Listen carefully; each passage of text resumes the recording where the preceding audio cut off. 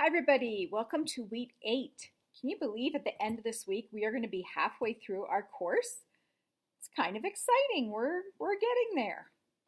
Okay, so this week we're talking about GCU, mission vision, curriculum, stakeholders, kind of a lot of big picture ideas this week. GCU's mission vision, there's kind of several key concepts. So there's being global thinkers and critical thinkers, effective communicators, responsible leaders, and kind of surrounding all that is this idea of faith, either an active faith or Christian values, integrity, honesty, caring, those sorts of things. So again, pretty kind of big picture ideas. I'm going to be interested in seeing how you think GCU's curriculum, the one that we're in, the MSN curriculum, ties to GCU's mission statement and see what things that you have picked up on within the curriculum that ties to those big concepts. It is very challenging to develop curriculum that meets the needs of stakeholders.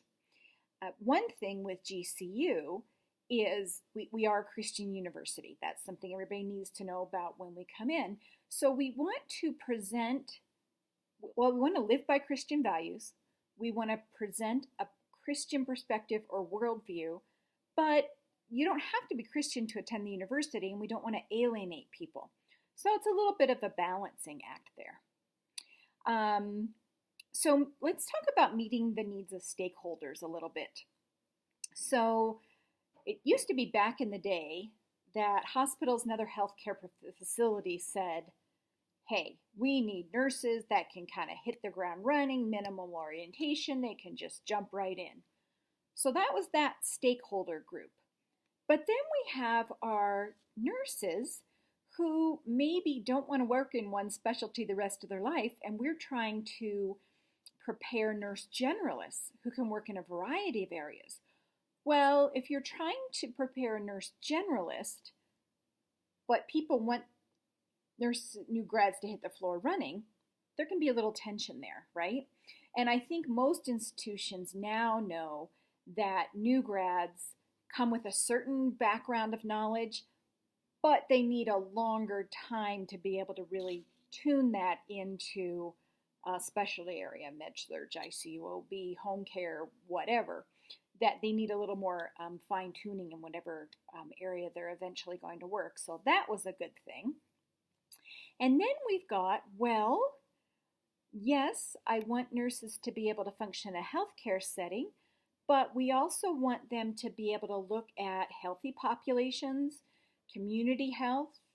We want them to look at giving back. And so sometimes we can incorporate service learning into curriculum. And my students get so much out of service learning when I've done that in the undergrad setting. It might be presenting content at a senior center for healthy seniors. It might be doing something with the homeless population. It might be doing something with immigrant population. So service learning is something that I don't know that we've talked a lot about at GCU in the MSN ED program, but I think that is certainly a component of many nursing programs. All right, so then one of the things that both employers want, students want, and GCU wants, we want critical thinkers, right?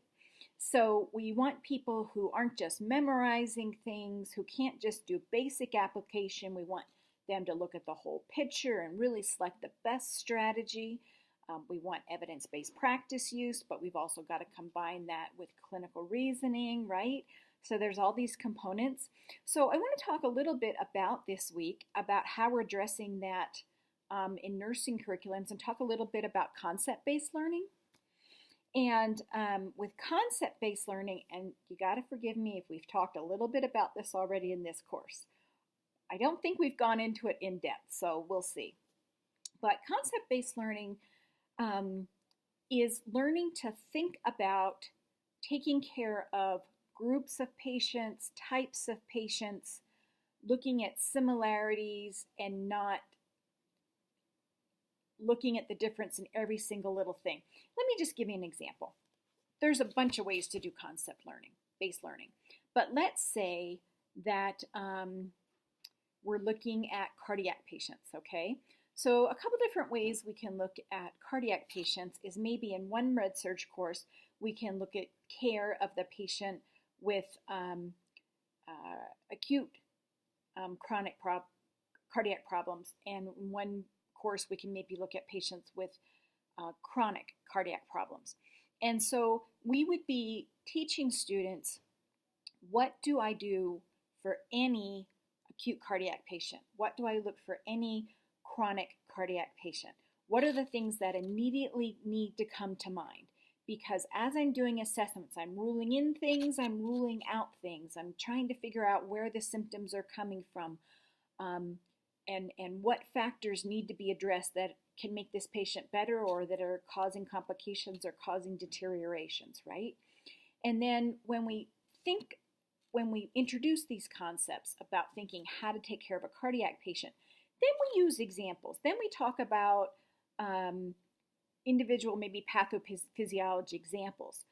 But we know that if we send a student into a healthcare setting and they get a cardiac patient of some sort, they will at least have that starting point to be able to figure out what's happening with that patient. That's just one minor example of how we can do concept-based learning.